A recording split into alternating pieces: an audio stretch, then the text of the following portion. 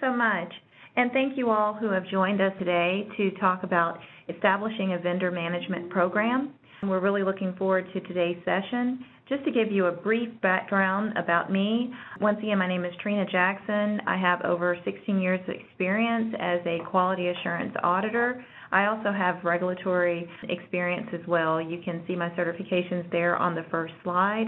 I've been in the pharmaceutical industry with your major pharma corporations, with smaller biotech companies, and also with CROs.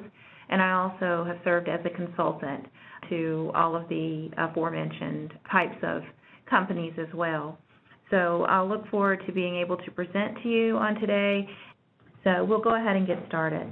First of all, the learning objectives for today are to describe the potential roles involved in establishing and maintaining a vendor management program, establish why vendor management is important, identify tools that can be used to implement and add structure to a vendor management program, explore options in monitoring and rewarding vendor compliance and performance, and describe the benefits of a vendor management program. So first thing we want to talk about is what is a vendor. It's so important to define that. It may seem, like of course everyone knows what a vendor is, but you'll find as you ask people at different companies or even sometimes people within the same company that you may get different answers. The reason is that there are so many different entities that may provide a service to a corporation. Some of those are businesses, some of different sizes, and some of those are individuals. You will find various companies will refer to vendors, subcontractors, suppliers as meaning the same thing, and some will refer to them as different. So just to make sure that we're speaking the same language today, we wanted to start off with that. So as we can see here, the first definition that we have here refers to the Compliance Program Guidance Manual for Bioresearch Monitoring, and sponsors, monitors, and CROs are defined here. But in particular, CROs, it says such entities consist of those organizations or corporations that have entered into, and I underline the important part here, a contractual agreement with a sponsor to perform one or more of the obligations of a sponsor. For example, this may be the design of a protocol, selection of investigators and study monitors, evaluation of reports, and preparation of materials to be submitted to the FDA. You also have, for your references that you may use to further support your definitions at your company, the FDA Code of Federal Regulations states that a CRO, basically that it will fulfill or assume one or more of the obligations of a sponsor, and it gives some examples there.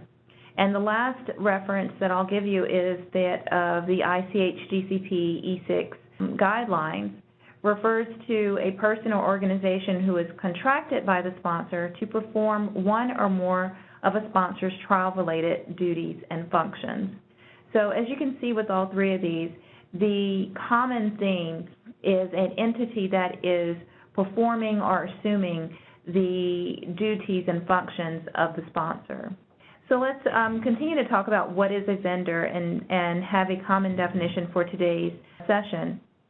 A vendor will offer a wide range of outsourced research services to support the company and the research and development process.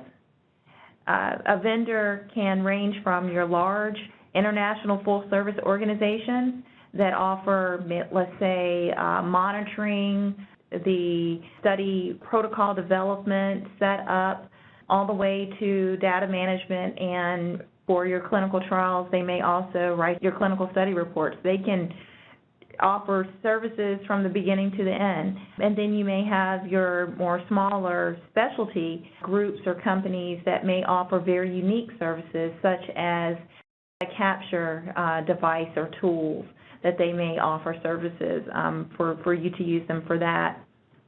You also have vendors that may support your drug development process from conception to marketing approval and beyond, and we've already talked about that a little bit.